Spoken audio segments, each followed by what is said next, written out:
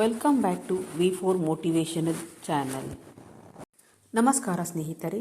ಯಾವುದೇ ಮನುಷ್ಯನ ಪರಿಸ್ಥಿತಿಗಳು ಯಾವಾಗಲೂ ಒಂದೇ ರೀತಿಯಾಗಿ ಇರುವುದಿಲ್ಲ. ಪರಿಸ್ಥಿತಿಗಳು ಬದಲಾಗುತ್ತವೆ. ಆದ್ದರಿಂದ ಮನುಷ್ಯ ಧೈರ್ಯ ಕಳೆದುಕೊಳ್ಳಬಾರದು. ಲೋಕವೇ ನಿನ್ನನ್ನು ಖಂಡಿಸಿದರೂ ಭಕ್ತಿಯನ್ನು ಎಂದಿಗೂ ಬಿಡಬೇಡ. ಏಕೆಂದರೆ ಪರಮಸುಖ ಭಕ್ತಿಯಲ್ಲಿದೆ. ಅದು ಎಲ್ಲ ವೇದಗಳ ಸಾರ. ಭರವಸೆ ಮತ್ತು ನಂಬಿಕೆ ಎಂದಿಗೂ ತಪ್ಪಲ್ಲ. ಅದು ನಾವು ಯಾರನ್ನು ಆಶಿಸುತ್ತೇವೆ ಮತ್ತು ಯಾರನ್ನು ನಂಬುತ್ತೇವೆ ಎಂಬುದರ ಮೇಲೆ ಅವಲಂಬಿತವಾಗಿರುತ್ತದೆ. ನಿಮ್ಮ ಹೃದಯವನ್ನು ಸೃಷ್ಟಿಸಿದವನಿಂದ ಮಾತ್ರವೇ ಅದನ್ನು ಗುಣಪಡಿಸಲು ಸಾಧ್ಯ. ಕೆಟ್ಟದ್ದನ್ನು ಮನಸ್ಸಿನಲ್ಲಿ ಇಟ್ಟುಕೊಳ್ಳುವುದಕ್ಕಿಂತ ಸ್ಪಷ್ಟವಾಗಿ ಮಾತನಾಡುವುದು ಉತ್ತಮ. ಸಂಬಂಧಗಳು ಅಲ್ಪಕಾಲಿಕವಾಗಿ ಇರುತ್ತದೆ, ಆದರೆ ಅವು ನಿಜವಾಗಿಯೂ ಉಳಿಯುತ್ತದೆ. ಕೇವಲ ಪ್ರದರ್ಶನಕ್ಕಾಗಿ ಒಳ್ಳೆಯವರಾಗಬೇಡಿ. ದೇವರು ನಿಮ್ಮನ್ನು ಹೊರಗಿನಿಂದ ಮಾತ್ರವಲ್ಲ, ಒಳಗಿನಿಂದಲೂ ತಿಳಿದಿದ್ದಾನೆ. ಕುಟುಂಬದ ಒಬ್ಬ ಸದಸ್ಯ ದೇವರ ಭಕ್ತಿಯಲ್ಲಿ ತೊಡಗಿಕೊಂಡರೆ ಅದು ಇಡೀ ಕುಟುಂಬದ ಮೇಲೆ ಸಕಾರಾತ್ಮಕ ಪರಿಣಾಮವನ್ನು ಬೀರುತ್ತದೆ. ಕೆಲವೊಮ್ಮೆ ನಗುತ್ತಾ ಮಾಡಿದ ಪಾಪಗಳನ್ನು ಅಳುತ್ತಾ ಅನುಭವಿಸಲೇಬೇಕು. ಕಾಲ ತಪ್ಪದೆ ಶಿಕ್ಷೆಯನ್ನು ನೀಡುತ್ತದೆ. ಅಳುವನ್ನು, ಪಾಪವನ್ನು ಅನುಭವಿಸಿದವರಿಗೆ ಸಮಾಧಾನವನ್ನು ನೀಡುತ್ತದೆ. ನಾನು ಪಡೆದುಕೊಂಡಿರುವುದು ಒಳ್ಳೆಯದು ಮತ್ತು ನಾನು ಪಡೆದಿರುವುದು ಕೂಡ ಒಳ್ಳೆಯದು.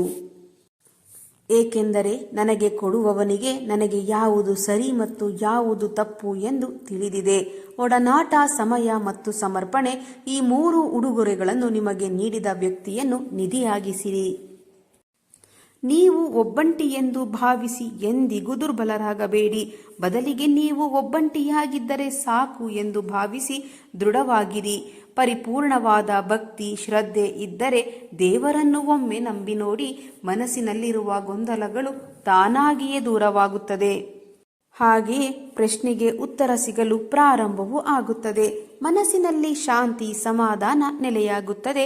ಹಾಗೆ ದೇವರು ಇದ್ದಾನೆ ಎನ್ನುವುದು ಕೂಡ ಅಕ್ಷರಶಃ ನಿಜವಾಗುತ್ತದೆ. ಸುಮ್ಮನೆ ಇದ್ದು ಗಳಿಸಿಕೊಂಡಿದ್ದನ್ನೆಲ್ಲ ಕೋಪದಲ್ಲಿ ಕಳೆದುಕೊಳ್ಳಬೇಡಿ. ನೆನಪಿಡಿ ಸ್ನೇಹಿತರೆ, ಜೀವನದಲ್ಲಿ ಎಲ್ಲಾ ಪ್ರಶ್ನೆಗಳಿಗೆ ಉತ್ತರ ಹುಡುಕಿಕೊಂಡು ಹೋದರೆ ನೆಮ್ಮದಿ ಹಾಳಾಗುತ್ತದೆ. ಆದ್ದರಿಂದಲೇ ಕೆಲವು ಪ್ರಶ್ನೆಗಳನ್ನು ಪ್ರಶ್ನೆಗಳಾಗಿಯೇ ಇರಿಸುವುದು ಬಹಳ ಒಳ್ಳೆಯದು. ಕಷ್ಟದ ಸಮಯಗಳನ್ನು ಸಹ ನೀವು ಸಂತೋಷದಿಂದ ವಿವರಿಸುವ ಸಮಯ ಖಂಡಿತವಾಗಿಯೂ ನಿಮ್ಮ ಜೀವನದಲ್ಲಿ ಬಂದೇ ಬರುತ್ತದೆ. ತಾಳ್ಮೆ ಇರಲಿ. ಕಾಲದೊಂದಿಗೆ ಭಾವನೆಗಳನ್ನು ಬದಲಾಯಿಸುವ ಜನರನ್ನು ಎಂದಿಗೂ ನಂಬಬೇಡಿ. ಸಮಯ ಬದಲಾದರೂ ಅವರ ಭಾವನೆಗಳು ಒಂದೇ ಆಗಿರುವ ಜನರನ್ನು ಮಾತ್ರ ನಂಬಿರಿ. ಎಷ್ಟೇ ಸಮಸ್ಯೆಗಳು ಬಂದರೂ, ಯುದ್ಧ ಭೂಮಿ ಎಷ್ಟೇ ಕಠಿಣವಾಗಿದ್ದರೂ, ಕೆಲಸವು ಧರ್ಮದಿಂದ ಬದ್ಧವಾಗಿದ್ದರೆ ಶ್ರೀಕೃಷ್ಣನೇ ಆ ರಥದ ಸಾರಥಿಯಾಗುತ್ತಾರೆ. ಜೀವನ ನಿಜಕ್ಕೂ ಸುಂದರ. ಅದಕ್ಕೆ ಇರುವ ಒಂದೇ ಷರತ್ತು, ಯಾರೊಂದಿಗೂ ಅಂಟಿಕೊಳ್ಳಬಾರದು. ಹಿಂದಿನ ಭಾರವನ್ನು ಹೊರಬೇಡಿ. ನಿಮ್ಮ ಹೊರೆಗಳನ್ನು ಭಗವಂತನಿಗೆ ಬಿಟ್ಟುಬಿಡಿ ಮತ್ತು ಭರವಸೆ ಮತ್ತು ನಂಬಿಕೆಯಿಂದ ತುಂಬಿದ ಹೃದಯದಿಂದ ಮುಂದುವರೆಯಿರಿ. ನಿಮ್ಮನ್ನು ಶಾಂತಿಯತ್ತ ಕೊಂಡೊಯ್ಯಲು ಭಗವಂತ ಇದ್ದಾನೆ.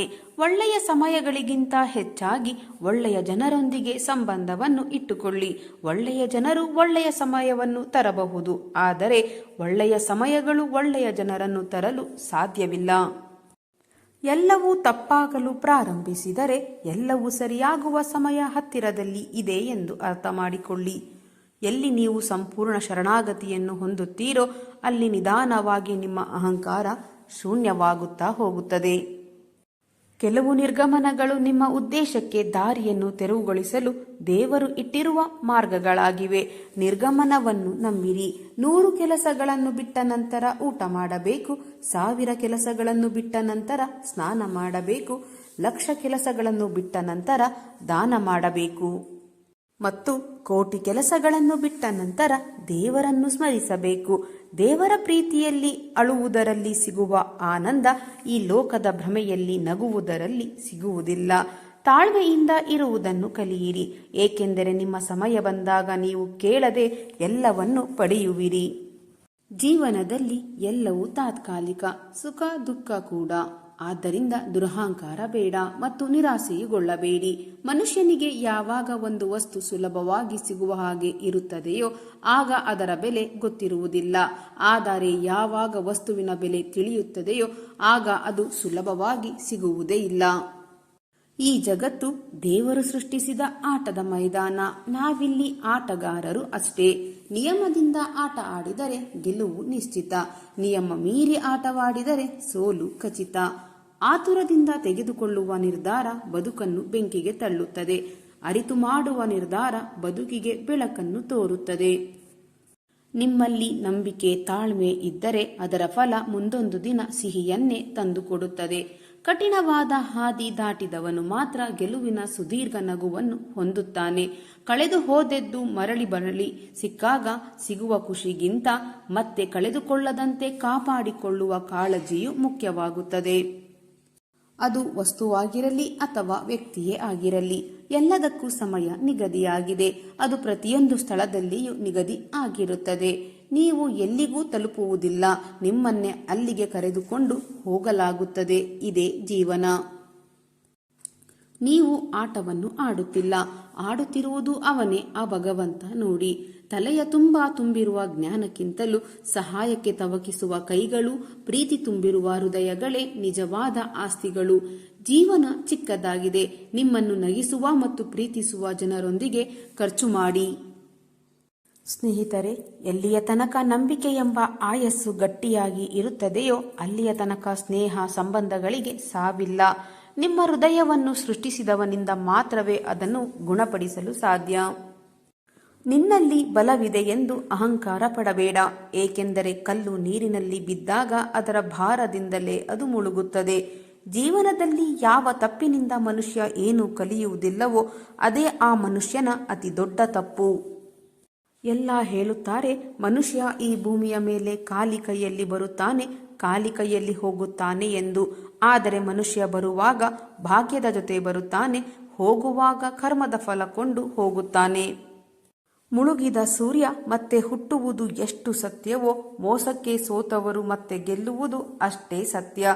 ಮನಸ್ಸಿಟ್ಟು ಕಲಿತ ಅಕ್ಷರ, ಮೈಬಗ್ಗಿಸಿ ದುಡಿದು ತಿನ್ನುವ ಅನ್ನ, ಕಷ್ಟಪಟ್ಟು ಗಳಿಸಿದ ಸಂಪಾದನೆ, ಚಿತ್ತದಿಂದ ಮಾಡುವ ದೈವಭಕ್ತಿ ಯಾರನ್ನು ಯಾವತ್ತೂ ಕೈ ಬಿಡುವುದಿಲ್ಲ. ಒಬ್ಬರ ಸರಳ ಸ್ವಭಾವ ಅವರ ಬಲಹೀನತೆ ಅಲ್ಲ. ಪ್ರಪಂಚದಲ್ಲಿ ನೀರಿಗಿಂತ ಸರಳ ಯಾವುದೂ ಇಲ್ಲ, ಆದರೆ ಅದರ ರಭಸಕ್ಕೆ ಎಲ್ಲವನ್ನು ಸೋಲಿಸುವ ಸಾಮರ್ಥ್ಯವಿದೆ. ಪ್ರಪಂಚದಲ್ಲಿ ಯಾರಿಗೂ ದುಃಖವಿರುವುದಿಲ್ಲ. ಎಲ್ಲರೂ ಬೇರೆಯವರ ಸುಖವನ್ನು ನೋಡಿ ದುಃಖಿಗಳಾಗುತ್ತಾರೆ ಅಷ್ಟೇ.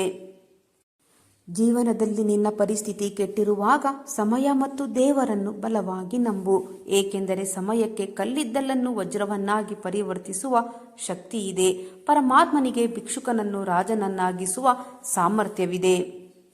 ಕೆಲವೊಮ್ಮೆ ಜೀವನದಲ್ಲಿ ಆಗುವ ಬದಲಾವಣೆಗಳಿಗೆ ಹೆದರಬೇಡಿ. ಬದಲಾವಣೆ ನಿಸರ್ಗದ ನಿಯಮವಾಗಿದೆ. ನೀವು ಬದಲಾವಣೆಗಳಿಗೆ ಸದಾ ಕಾಲ ಸಿದ್ಧರಾಗಿರಬೇಕು. ನೀವು ನಿಮ್ಮ ಕರ್ಮಗಳ ಅನುಸಾರವಾಗಿ ಮುಂದೆ ಶ್ರೀಮಂತರಾಗಬಹುದು ಅಥವಾ ಭಿಕ್ಷುಕರು ಆಗಬಹುದು. ನೆನಪಿರಲಿ ಸ್ನೇಹಿತರೆ, ಕೆಟ್ಟ ಕರ್ಮಗಳಿಗೆ ಅಷ್ಟೇ ಅಲ್ಲ, ಅಳತೆ ಮೀರಿದ ಒಳ್ಳೆಯತನಕ್ಕೂ ಎಷ್ಟೋ ಸಲ ಶಿಕ್ಷೆಯಾಗುತ್ತದೆ. ವ್ಯಕ್ತಿಯನ್ನು ಅರ್ಥ ಮಾಡಿಕೊಳ್ಳಲು ಕೇವಲ ಅವರ ಮಾತುಗಳಷ್ಟೇ ಯಾವಾಗಲೂ ಮುಖ್ಯವಾಗಿರುವುದಿಲ್ಲ, ಅವರ ನಡವಳಿಕೆ ಕೂಡ ಬಹಳಷ್ಟು ಹೇಳುತ್ತದೆ.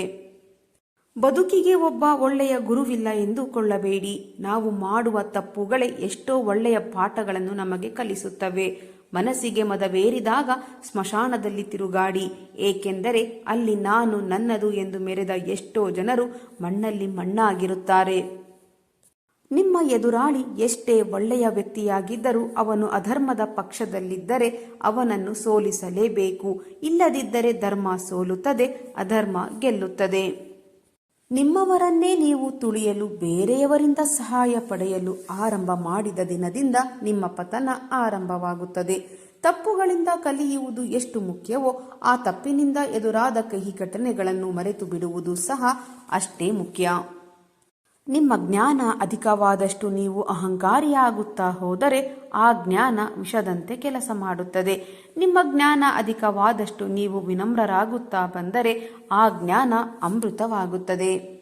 ನಿಮ್ಮ ಜೀವನದಲ್ಲಿ ನೀವು ಗುರಿಯನ್ನು ಸಾಧಿಸಲು ವಿಫಲರಾದರೆ ತಂತ್ರವನ್ನು ಬದಲಾಯಿಸಿ, ಗುರಿಯನ್ನಲ್ಲ. ಎಲ್ಲಿ ಯಾರ ಹೆಸರಿನ ಅನ್ನವಿರುವುದೋ ಸಮಯ ಅವರನ್ನು ಅಲ್ಲಿಗೆ ಕರೆದುಕೊಂಡು ಹೋಗೇ ಹೋಗುತ್ತದೆ. ನೆನಪಿರಲಿ ಸ್ನೇಹಿತರೆ, ಯಾರೂ ಕೂಡ ಯಾರೋ ಕೊಟ್ಟಿದ್ದನ್ನು ತಿನ್ನುವುದಿಲ್ಲ, ತನ್ನ ಅದೃಷ್ಟದಲ್ಲಿ ಇರುವುದನ್ನೇ ತಿನ್ನುತ್ತಾರೆ. ಜೀವನದಲ್ಲಿ ಒಂಟಿಯಾದೆಯೆಂದು ಕೊರಗಬೇಡಿ. ಸೂರ್ಯನು ಒಂಟಿ, ಚಂದ್ರನು ಒಂಟಿ, ಆದರೆ ಜಗಕ್ಕೆ ಬೆಳಕು ನೀಡುತ್ತಿಲ್ಲವೇ? ಒಂಟಿಯಾದಾಗಲೇ ನೀನು ಏನು ಎಂದು ಅರ್ಥವಾಗುವುದು, ನಿನ್ನ ಸಾಮರ್ಥ್ಯ ಎಷ್ಟು ಎಂದು ನಿನಗೆ ತಿಳಿಯುವುದು. ಸೂರ್ಯ ಚಂದ್ರರಂತೆ ನೀ ಜಗತ್ತಿಗೆ ಬೆಳಕೆ ನೀಡುವುದು ಬೇಡ. ನಿನ್ನ ಬದುಕಿಗೆ ನೀನು ಬೆಳಕಾಗು ಸಾಕು. ಆಗ ನಿನ್ನ ಬದುಕು ಧನ್ಯ. ಜೀವನದಲ್ಲಿ ಸತ್ಯದ ದಾರಿಯಲ್ಲಿಯೇ ಹೋಗು. ನೀನು ನಡೆಯುವಾಗ ಎಡವಿ ಪಾತಾಳಕ್ಕೆ ಬಿದ್ದರೂ ನಿನ್ನನ್ನು ಮೇಲೆತ್ತಲು ಭಗವಂತ ಬಂದೇ ಬರುತ್ತಾನೆ. ಯಾರಿಗೋ ಏನೇನೋ ಕೊಟ್ಟೆ ಎಂದು ಅಹಂಕಾರ ಪಡಬೇಡ. ಯಾರಿಗೆ ಗೊತ್ತು ನೀನು ಕೊಡುತ್ತಿರುವೆಯೋ ಅಥವಾ ಹಳೆಯ ಜನ್ಮದ ಸಾಲ ತೀರಿಸುತ್ತಿರುವೆಯೋ ಎಂದು. ಜೀವನದಲ್ಲಿ ಯಾರು ಜೊತೆಗೆ ಇರುತ್ತಾರೆ ಇಲ್ಲವೋ ಗೊತ್ತಿಲ್ಲ, ಆದರೆ ನಾವು ಮಾಡಿದ ಪಾಪ ಪುಣ್ಯ ನಮ್ಮನ್ನು ಹಿಂಬಾಲಿಸದೆ ಬಿಡುವುದಿಲ್ಲ. ಯಾವುದೇ ಒಬ್ಬ ಮನುಷ್ಯನ ಸಮಯ ಮತ್ತು ಪರಿಸ್ಥಿತಿ ನೋಡಿ ನಿಂದನೆಯನ್ನು ಮಾಡಬೇಡಿ, ಏಕೆಂದರೆ ಅವರ ಸಮಯ ಯಾವಾಗ ಬೇಕಾದರೂ ಬದಲಾಗಬಹುದು. ನೀವು ಶಕ್ತಿಶಾಲಿಗಳಾಗಿರಬಹುದು, ಆದರೆ ಸಮಯ ಎಲ್ಲರಿಗಿಂತ ಶಕ್ತಿಶಾಲಿ ಆಗಿರುತ್ತದೆ. ಹಾಗಾಗಿ ಯಾರನ್ನು ಕೀಳಾಗಿ ನೋಡಬೇಡಿ.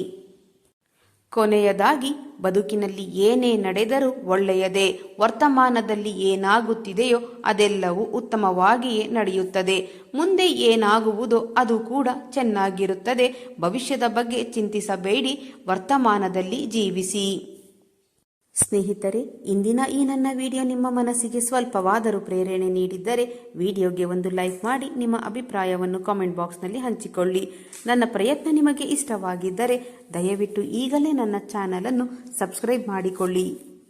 ಹಾಗೆಯೇ ಕೆಳಗೆ ಕಾಣುತ್ತಿರುವ ಹೈಪ್ ಬಟನ್ ಮೇಲೆ ಕ್ಲಿಕ್ ಮಾಡುವುದರ ಮೂಲಕ ನಿಮ್ಮ ಬೆಂಬಲ ನೀಡಿ.